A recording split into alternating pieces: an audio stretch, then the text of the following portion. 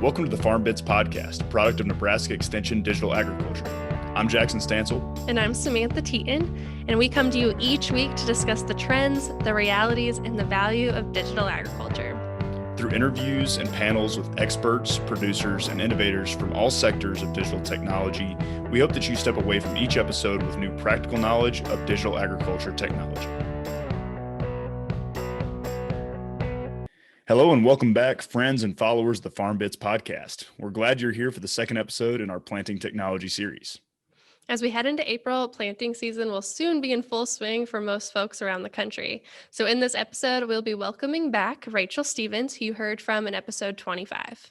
In addition to her role as a digital presence consultant for farms and agribusinesses, Rachel is also a technician in the Agricultural and Biological Engineering Department at Purdue University. Rachel got her master's degree from UNL in mechanized systems management. Her master's research centered around developing prescriptions for and evaluating the efficacy of multi-hybrid planting. In this episode, we will use her research as a lens for understanding planter technology more broadly, the challenges associated with informing planter operations using management zones or sensors, the difficulty of effectively evaluating planter technology using other data layers like yield, and the importance of really aligning agronomic value with technology capabilities. And when we say in this podcast that we talk about the realities of digital technology, this episode really captures that and some of those challenges and the continued need to do more research and to make everything work together as we hope. Yeah, this episode establishes a great foundation for the remaining episodes in this series. So let's get into some great content with Rachel.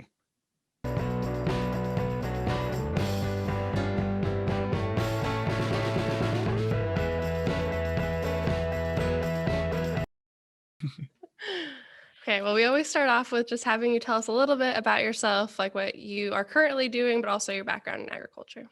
Okay. Yeah, my name is Rachel Stevens. I grew up on a farm in southeast Nebraska, just a row crop operation, raising corn, soybeans, and then also some native grass seed. I did my undergrad at University of Nebraska, in agronomy. And then got my master's in mech systems with an emphasis kind of in precision ag technologies and things like that. So I currently live in north central Indiana with my husband, John.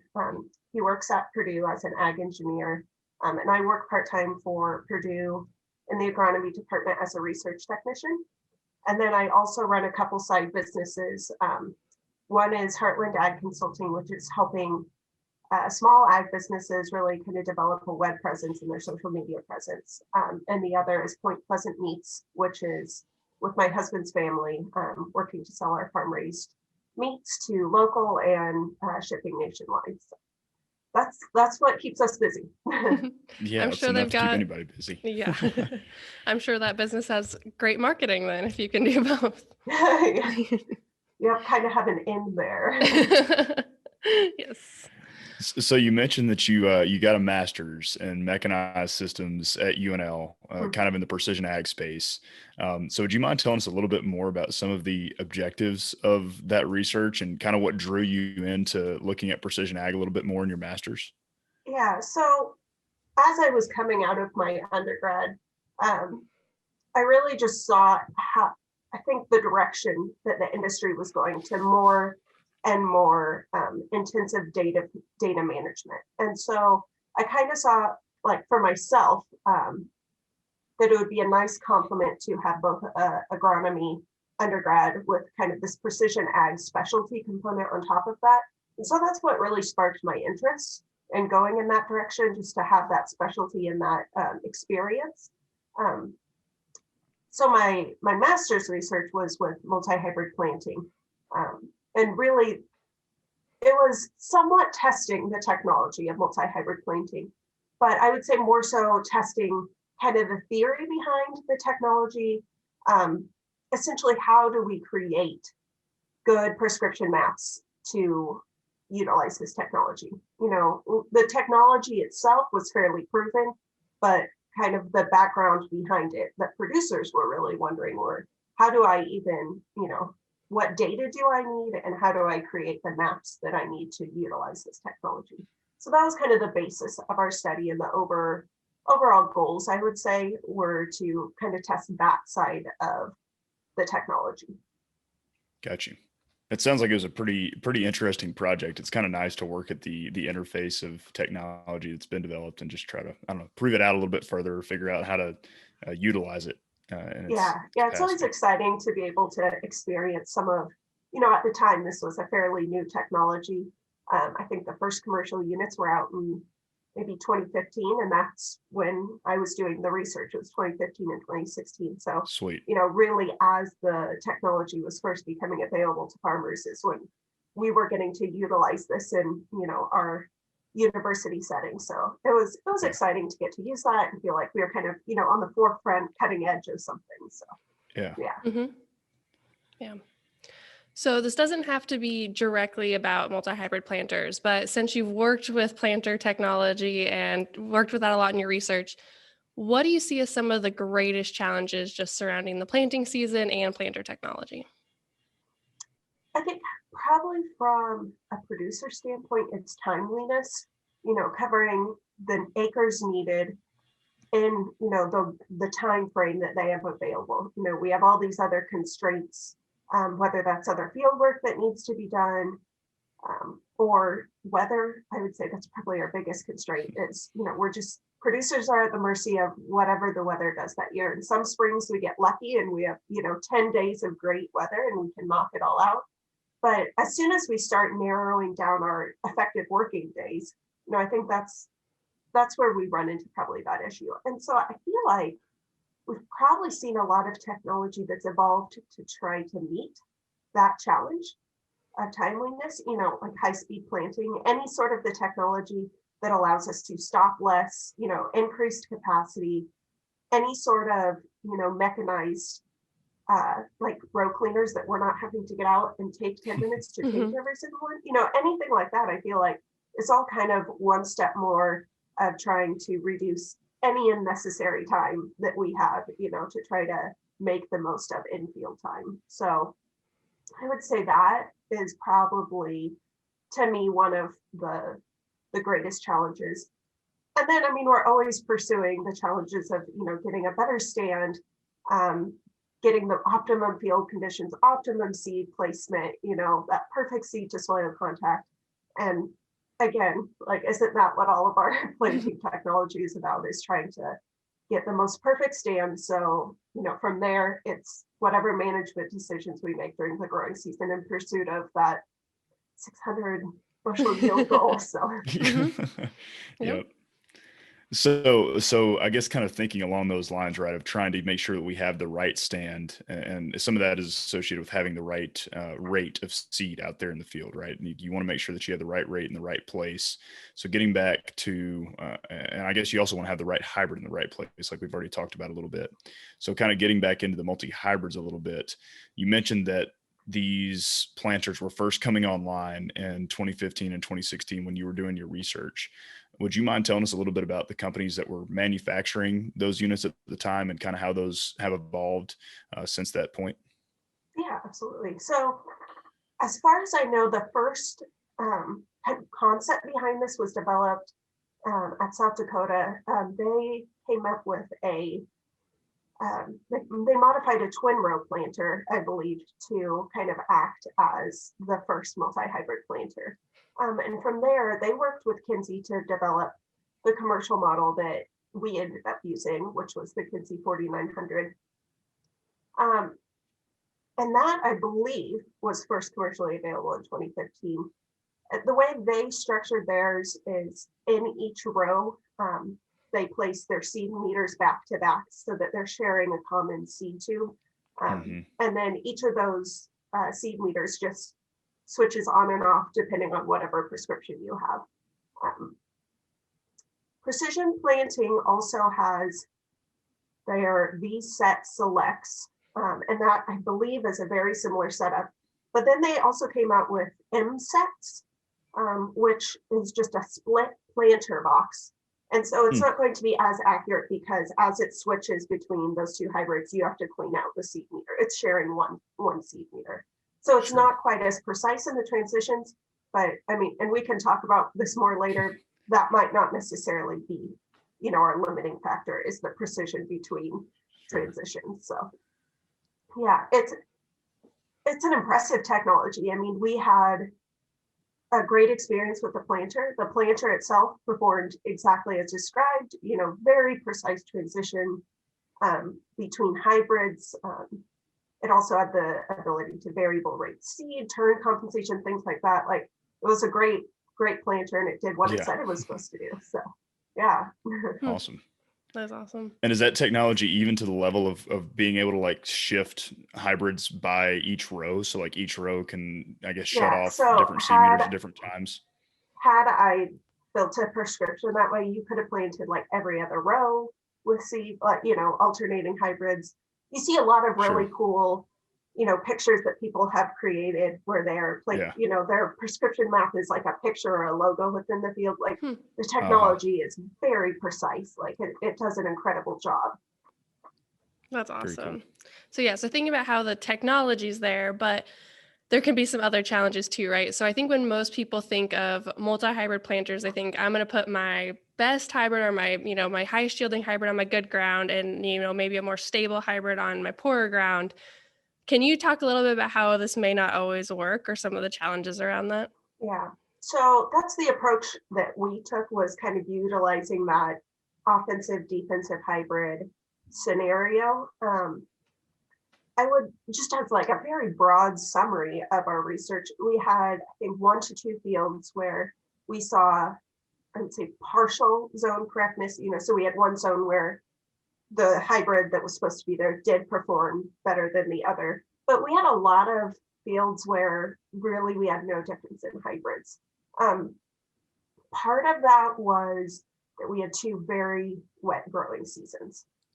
Like notably wet. I think one of them was maybe the 2nd or 3rd wettest on record, so it really wasn't a growing season scenario that was conducive to testing any sort of like defensive hybrid pairing.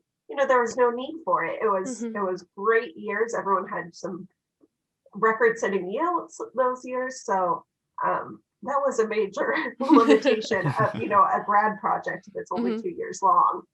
So I think there's validity to that kind of setup. It's just, for our limited research, that was a major challenge was, how do you test a defensive hybrid in 2 very wet years? So Yeah. No kidding. Yeah. So besides hybrid differences, are there any other like products that you can think of that could utilize this similar like multi-hybrid planting technology, like seed treatments, for example, or, any sort of like biological product, anything like that would benefit? yeah, so one of the other components of our study, other than the offensive defensive kind of scenario, was in soybeans, we used a single hybrid, but 2 seed treatments. And we used Olivo on fields that had known levels of SDS. So by placing the Olivo only on portions of the fields where, we had mapped the extent of the SDS from previous years' yield maps and some soil testing, we were able to just localize the placement of that product to that section of the field. And I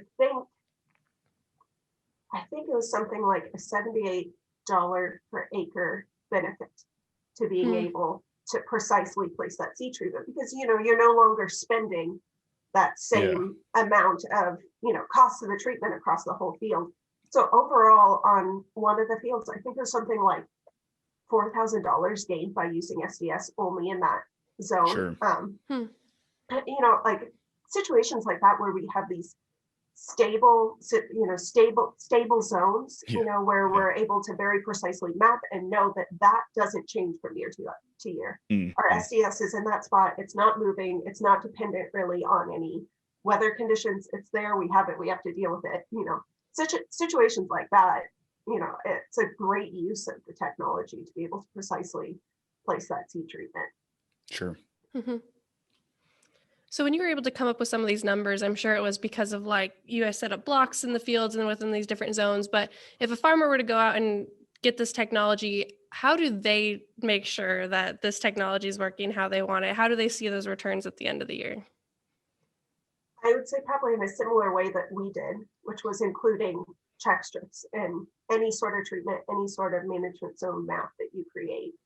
Um, you know, that's the benefit of a lot of these planter technologies, is it makes it very easy to test the technology itself. Because as we're creating these prescription maps, it doesn't take, about 10 minutes more to draw on a couple check strips in every single zone and be able to go back and verify, if what we were doing is the correct approach. Are our zones the correct approach? Was the treatment itself the correct approach? So I would say, do the same exact thing we did, add in check strips. For research purposes, we probably had more on average than what you would need.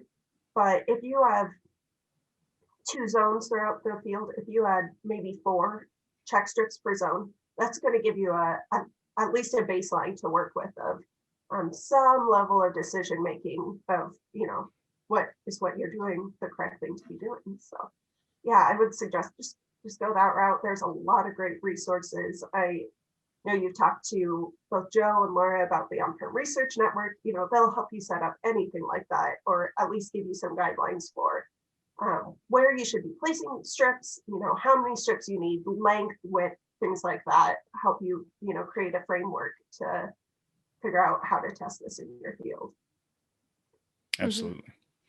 So, kind of along that same vein of evaluating how well these planting prescriptions work, what do you think are some of the challenges that are associated with evaluating multi-hybrid planting effectiveness or multi-seed treatment planting effectiveness? I mean, I think about the resolution of yield data, right? And how low resolution that is compared to really what we're doing with planting. And then also, kind of we have imagery that's available that can maybe help us answer some questions. So could you just speak to kind of evaluating that effectiveness a little bit more? Yeah, you brought up a really good point about, our resolution that we have with yield data. Until I think when you think about how precise multi-hybrid planter technology is, or variable rate seeding, we can very precisely, very accurately, change along a very definite line within that field. But just because we can do that doesn't mean that that's necessarily correct. For our fields, for the multitude of data layers that we are incorporating to try to make these decisions of where these zone transitions should be. And, I think the data layer we probably rely on most is yield data. And our yield data is averaged across a 30 or 40 or whatever your header size is, and then we're trying to make these zone transitions that are even in a smaller, we're talking some of these things, we're taking it down to a 30-inch planter scale. So it's kind of like a I don't even know what the right phrasing would for that be. We're trying to put a square peg in a round hole or something. Sure. I think that's the major limitation.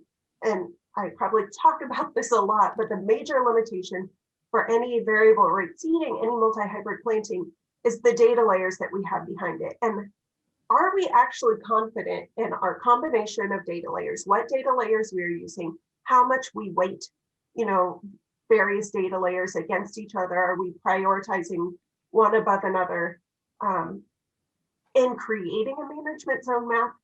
I would say that's one of the biggest things we learned from the study was, for the most part, the maps that we created in comparison to what should have been planted were probably right 50% of the time. There was a lot that we did not pick up on. And that's just, I think, in reference to how complex our systems are, how complex, once you start combining yield data and soil data and year-to-year variability in weather, we have such a complex system. So to say that we have created the perfect management zone map for that field, I mean, you'd have to be pretty gutsy to say with confidence, yes, I've done it. We had fields that we repeated from year to year in the study.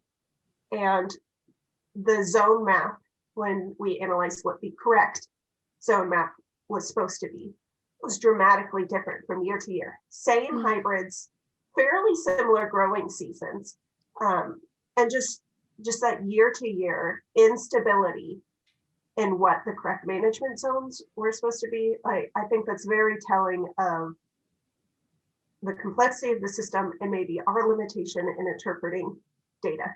Sure. But yeah, so kind of speaking to that management zone validation, when you get to the end of the season and you say, okay, I'm gonna check and see what my management zones really should have been versus what they were at the beginning of the season. How do you go about doing that? I mean, I know you said you have check strips. Would you mind just expounding on how you were able to execute that management zone validation? Yeah, so for our study, we probably included like 3 times as many check strips as you would in a standard field setup. But what this allowed us to do was to look at each of those, little pairings of check strips and look at which yielded higher and essentially interpolate across all of those strips what the correct zone map should be. And so that's kind of how we went about it. Just the higher density of check strips allowed us to create essentially a layer that we could interpolate into what the zone map should have been. Sure. Okay. That's cool. Mm-hmm. So I think you mentioned this a little bit earlier, but you're talking about this complex system of making management zones. But then when you're talking about the seed treatment, about how that's like more of a stable zone. So, thinking about just that complexity, is there some prescriptions or some certain uses for multi-hybrid planting that maybe show return more often just because of the inputs that we're having to put in? Does that make sense? Oh yeah, I definitely. I think if anyone has a situation like that where they're very known issues with, SDS particularly, it seems like to me a no-brainer. Like I said, I think on that one field it's $4,000 in return for using SDS, and only that's on you could easily pencil out, how the planter would pay for itself across a couple of years. I don't know about other ones that I would feel as confident in saying like, oh yeah, that's a no-brainer, because just the changing variability that we see across years for any other sort of like hybrid selection, things like that. It's just, I think that there are definitely people who have figured out how to use this correctly. And that's awesome. But I do not think that that's necessarily like their system is transferable to all cases. Because I've seen, some people, I think maybe Ohio had some results that they had some really good positive results from it. But I don't, it's just everyone's unique situation, lends itself to a unique approach. Sure. So I would say any sort of thing like we mentioned with, any known disease and known treatment is a whole nother story than trying to figure out the correct approach for placing hybrids, creating management zones, Yeah. Lots of questions that we still have that it would be awesome if someone figures out. So. And the added level of complexity of the hybrids that change. So, I mean, there's such a turnover in hybrids. And right. I mean, none of these hybrids are being bred for as a specific offensive or defensive hybrid. That's not what they're created for. Like, I don't know what the appropriate terminology would be, but I always refer to them as like multi-management hybrids. They're bred to perform across a wide variety of settings. And I feel like people ask the question a lot, like, well, do you think that breeding companies would start breeding for that? And why would they start breeding for hybrids that perform, in 10 situations versus hybrids that perform well in 50 situations? Like, that's just not in their best interest as breeders. So I really, that's going to be a major limitation, is just what even is an offensive or defensive hybrid, because that's very much just like a phrase we throw out that doesn't really have any exact definition. Sure.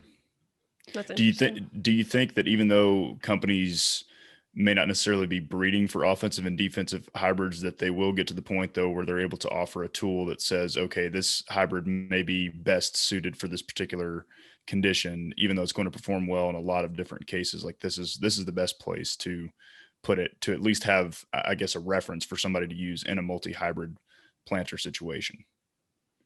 I mean, possibly. I mean, they know a lot about these hybrids that I think doesn't get distilled down to the final user. Mm-hmm. You know, I feel like the phrases a lot that end up with the final user are, you know, this is a go-getter, or, you know, this is like a really security hybrid, you know, like they're more general phrases, but I think there's a lot of knowledge behind these products that eventually could get turned into, like you said, a usable kind of metric that you would give to a producer saying, if you are considering a multi-management approach, these are the situations where we would suggest that it would go. Mm-hmm. So. But then that also gets over to turnover of hybrids. You know, you figure that out for a hybrid, they suggest that for a hybrid, and 3 years later, you know, we're on to the next thing. So it's a moving target. Absolutely. Yeah. Okay. Thinking about like the different sensors and like the moisture sensors. Yes. How can they potentially make some of these decisions or help inform prescriptions for multi-hybrid planters? So as far as sensors go, I'm very interested to see like where that approach, that technology goes, because like if we could figure out how to use this, like it seems like it would be a great tool. As an agronomist, a couple of things like come into my mind.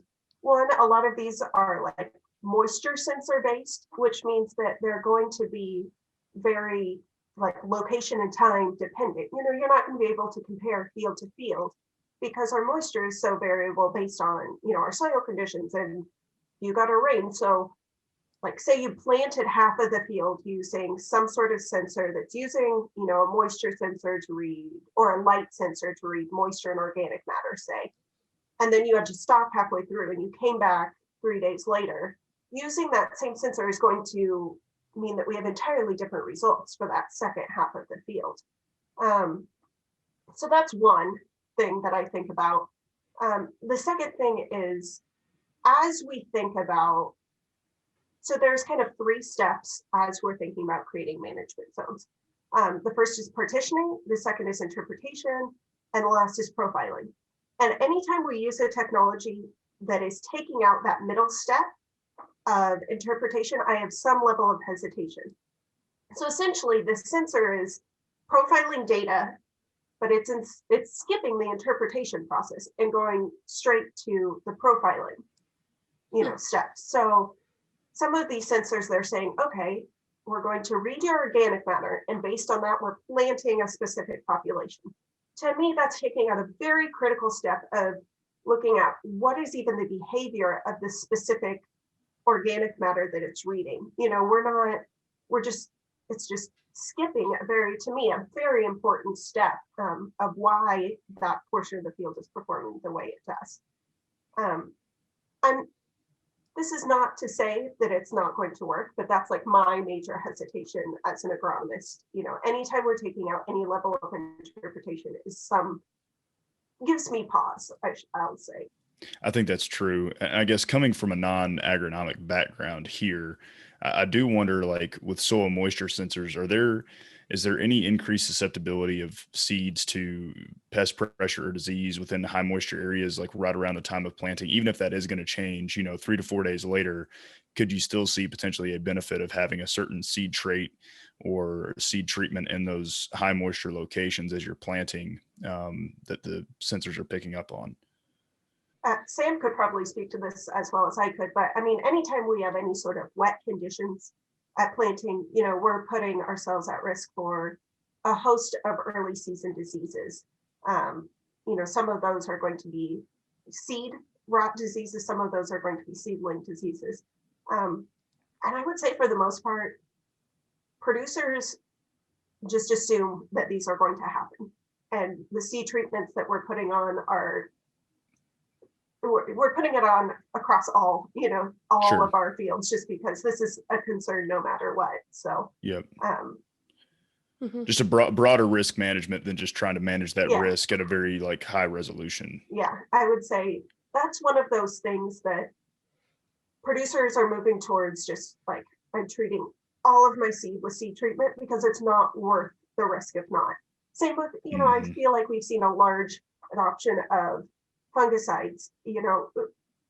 Producers are just doing this across all acres because for the most part, it pays to. It's not something that we feel like we have the spatial resolution to bring down to a smaller level, and it's shown to be cost effective. So I think that's one of those technologies that it's just you do it across every acre.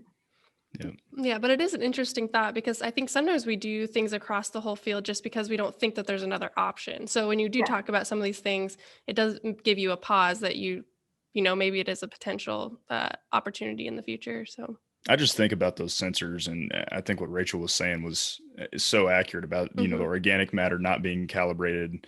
And I definitely see on the organic matter side, there's a lot more to work through, but especially with how much moisture I think can impact planting. I see that there could be more, I guess, effectiveness for that particular sensor versus an OM.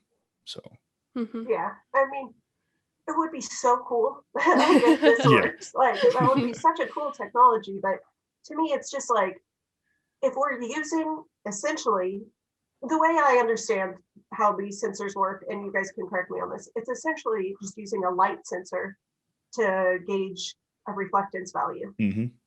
Yep. And I think we have a ways to go in, pairing that reflectance value with both, this is going to change on soil type, like how, wherever they've correlated or, tried to do their initial correlations with this light data, this reflectance data, that's like fine-tuned for one specific soil type, and think about the broad array of soil types that we see in the Corn Belt. Like, there's no way that that's going to match all situations. And like, I don't know, I would be concerned as a producer with this. As far as, I just thought of another on-planter technology that I've seen more and more, and it's Varus putting an EC on a couple rows. And I think that has great value. You're running over your field anyway. You might as well be collecting this data. I think why I'm more excited about that is because we're collecting the data. We're not using it to immediately spit out what seed description we want. This is another data layer we are collecting, and I'm all about collecting more data layers. Collect them all. Yeah, that's awesome. So at first, this seems very obvious. Like, what are the agronomic indicators that may suggest two hybrids in a field may be more beneficial than the other? And we're coming at this from, when we look at nitrogen research, we're not just looking at yield, we're looking at, nitrogen use efficiency and things like that. Is there anything else you guys are really looking at besides yield when you look at how well do hybrids work in the field? So we looked also at soil data as a fairly high indicator of, as both part of our prescription maps, but also as we were screening sites, is there enough variability in soils data, from the sense that, again, we were looking at this as an offensive versus defensive approach. So is there enough change in our soil types and subsequently our water holding capacity of these soils that we would see a variation, in how crops perform across the field? So a couple of I would say the most interesting change in one of our fields was, a predominantly silty clay loam, but it had probably maybe a quarter of the field were these very deep sand pockets. And they were these little pockets, if I remember right, that were from, they were river deposited, and then like less caps were blown off of them. And so it's like, it's a very distinct soil change.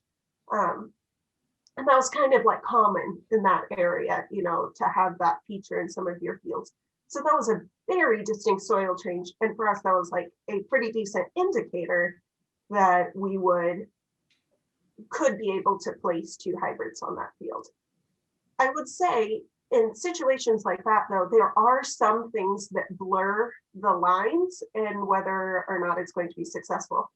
So for that field, it was also irrigated, and those portions of the field were under irrigation. And so I don't think we saw as distinct of a difference as we expected, simply because, that irrigation kind of acted like a mask and, brought up those low performing areas close enough to the rest of the field that it wasn't as big of a deal as we thought it was going to be.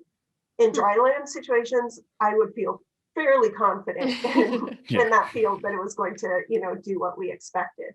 But that also, any kind of change like that. So think central Nebraska, think how many pivots we have, think of all those pivot corners. Like that's a very distinct change, particularly as we're going further west and we're, getting less and less rainfall. And those pivot corners are truly dry land corners.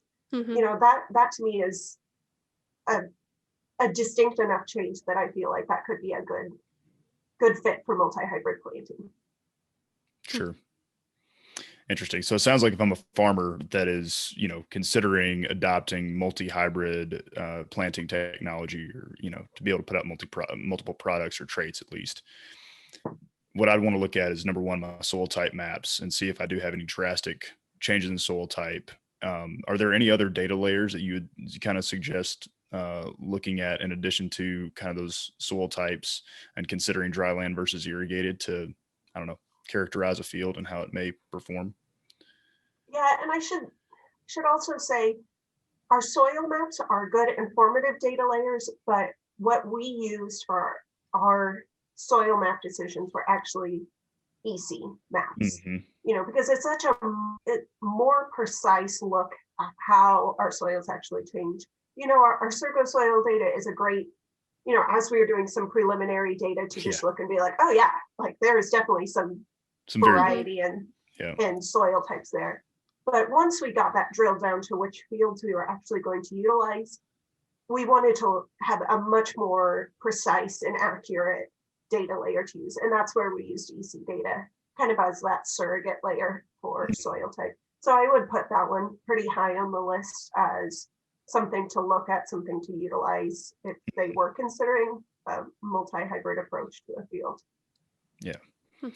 It's one thing, like, with our nitrogen management, and I'm sure it's the same way here. We think about, trying to give people a tool that says, okay, variable rate nitrogen is probably going to give some sort of return on this field, right?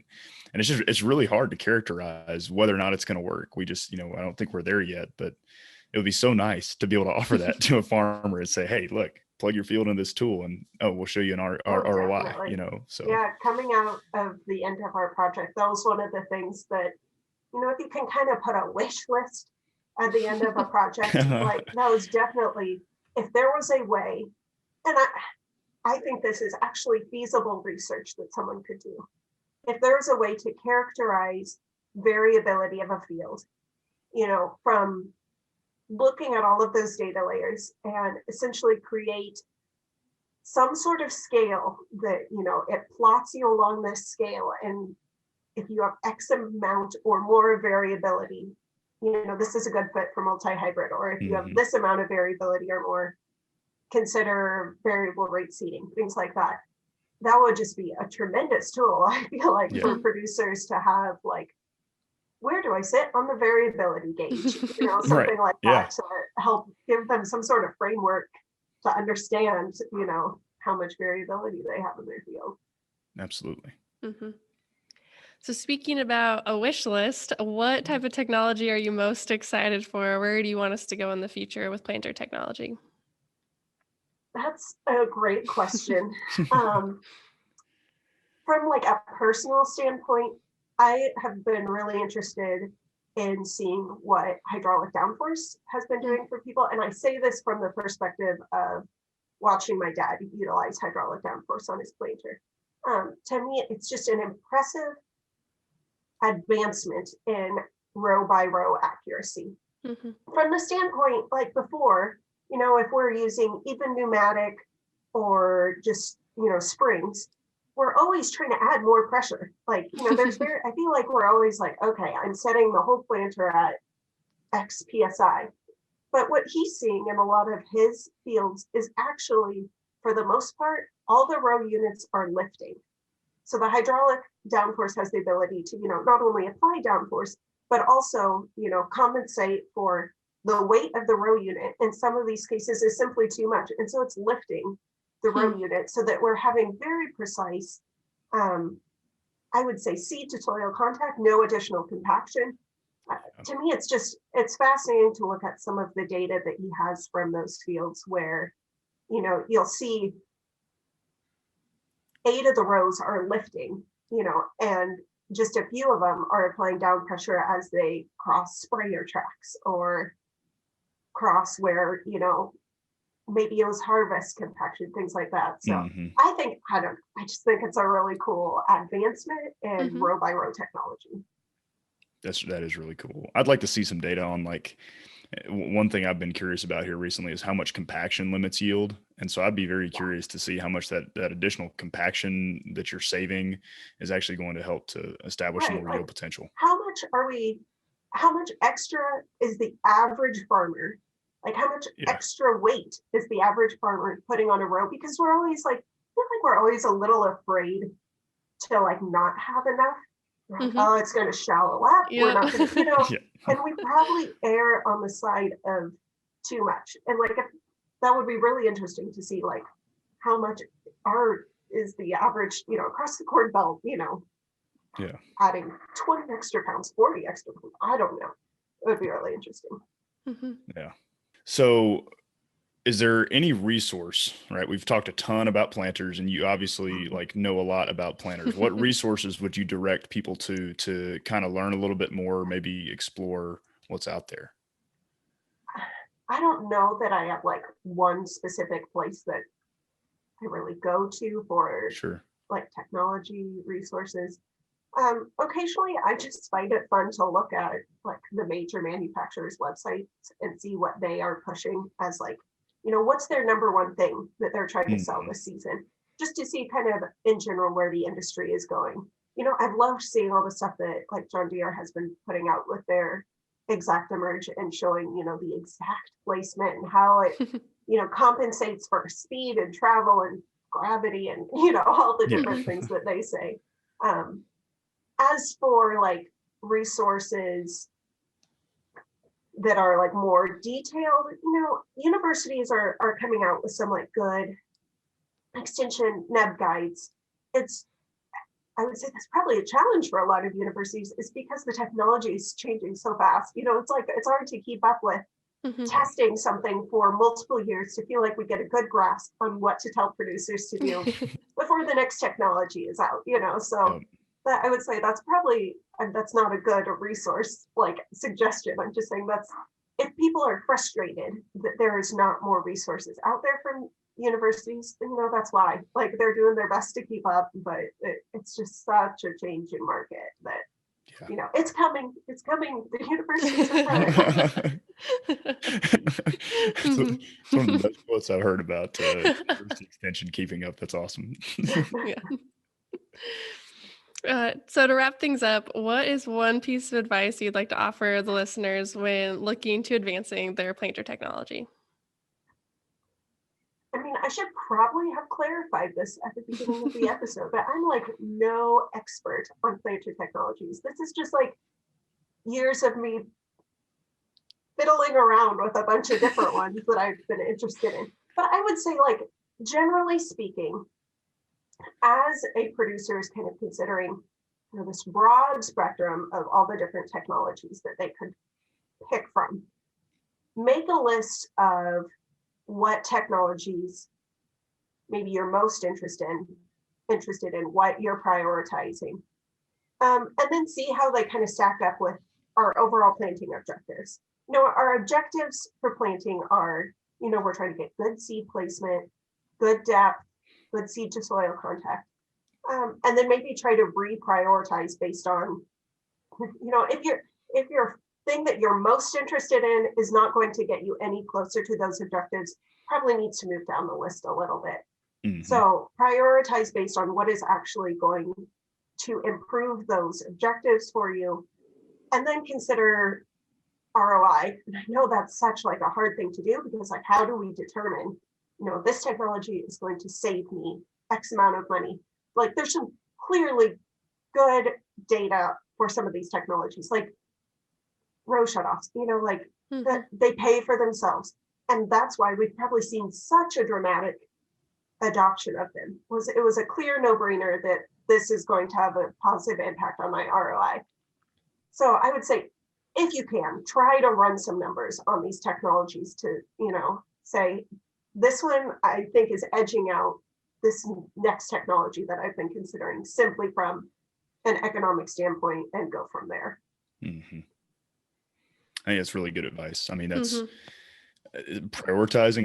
That's such an engineering mindset to it. And I guess it's really just, it should be a good mindset for pretty much anybody going into setting your objectives and figuring out what to prioritize based on those objectives. And I think somehow planting technologies, or maybe even ag technologies in general, kind of become an emotional decision for us. Like, you see your neighbor has it, or you see research on it, this is cool. Yeah. And we don't necessarily take the time to think like, well, the neighbor has that because he has X problem. I don't have that problem. Yep. So like, it's not going to bring me as much benefit, and it's one of those things that I think it has an oddly emotional or human component into how we adopt technologies. And I'm sure that there is probably a ton of research when you look at that whole spectrum of like where people sit on the technology adoption spectrum. There's probably a whole psychology analysis behind this, of like how different people fall onto that. But I would say that's probably a pretty general, assumption for most people, is there's some layer of our emotional component or our desire for something in there that we probably need to squash down a little bit, go back to our to-do list, look through our objectives, look through what actually is going to make a difference for us, and try to take a little bit of the emotional component out of it. Which also cycles back to, your first response, which was the timing aspect. And, everyone's like, oh, I see my neighbor out there planting, even though it's way too cold, I got to get out there. Yeah, it's like we're so influenced by what other people are doing. I would say a really good operation is one that's, able to kind of put on some blinders, block out some of the neighbors, and go back to what they know about, what good field conditions are. Are we going to be, like I said, those same objectives? Like, if we're heading out to the field and we're not getting good seed to soil contact, we're not getting good, closing, we're hairpinning trash, or maybe it's too dry, too wet. If we can put on our blinders, ignore our neighbors, and go when the conditions are right, probably going to have a whole lot better growing season. But that's the hardest thing, isn't it? Like, when everybody else is going, it's the worst feeling. Thank you to Rachel Stevens for taking the time to join us for this episode of the FarmBits podcast. Her perspective on planter technologies, developed particularly through several years of intensive graduate work, has provided valuable insight that will apply to the rest of the episodes in this series. Yeah, there's so many interesting things about this episode, but one thing that I thought was particularly interesting is how technological capabilities advance at such different rates, right? So in this case, like, planter technologies are actually ahead of our ability to inform prescriptions agronomically, which may affect the value that one can actually get out of the planter technology. In other cases, you can think about, like, for example, like yield monitor data, right? It's at such low resolution that we're really able to probably make decisions on more of a plant by plant basis right now than what our yield monitors are able to provide. So with planting technology, it'll be interesting to see how much this mismatch actually affects industry dynamics moving forward and what technologies are going to be available on the market. I completely agree. It's something we've discussed before, and how these technologies that come out, they have to coincide with an understanding and a willingness to adopt that. Otherwise, they're just not successful. I liked hearing about how the multi-hybrid planters or some planter technology have a place in treating diseases and pests, which may not be the first thing you think about when you're getting out there at the field at planting time. So I think that's something so fascinating that we do need to think about more. there's so many things, as Rachel mentioned, it's a complex system. I mean, and there's so many different things that can be affected. So that's pretty much it for this episode. Next week, we're going to continue through our series exploring planting technology, and we hope that you'll join us again for another exciting episode. Thank you for taking the time to join us today on the FarmBits podcast. If you enjoyed this episode, please subscribe to the podcast on Spotify, Apple Podcasts, YouTube, or wherever you listen to podcasts to be informed about the latest content each week. We welcome your feedback, so if you have comments or questions for us, please reach out to us over email, on Twitter, or in the review section of your favorite podcast platform. Our contact information can also be found in the show notes. We would like to thank Nebraska Extension for their support of this podcast and their commitment to providing high-quality informational material to members of the agricultural community in Nebraska and beyond. The opinions expressed by the hosts and guests on this podcast are solely their own and do not reflect the views of Nebraska Extension or the University of Nebraska-Lincoln. We look forward to you joining us next week for another episode of FarmBits.